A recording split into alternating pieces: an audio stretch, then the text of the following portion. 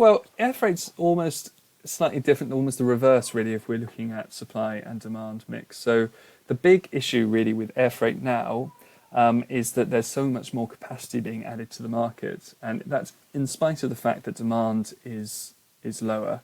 So obviously, a lot of the demand side challenges for air freight are similar to what we see in the ocean freight market, but also you could argue that they're more acute because air freight is often used to restock inventories when demand is high to bring goods across from production centres to consumption centres very quickly.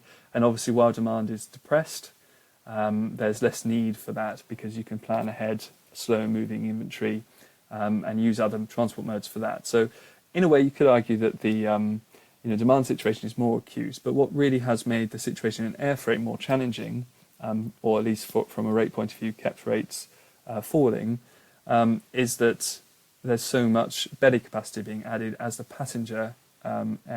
air passenger market recovers post-pandemic. So we're seeing more and more belly capacity being added in, adding available capacity into the air freight market and keeping prices down.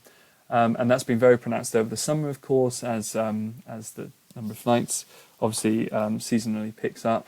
There's even more belly freight available.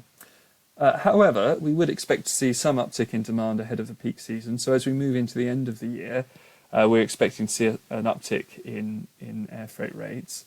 But then we would expect quite a pronounced drop-off again from that purely seasonal peak we're expecting to see in demand through Q4.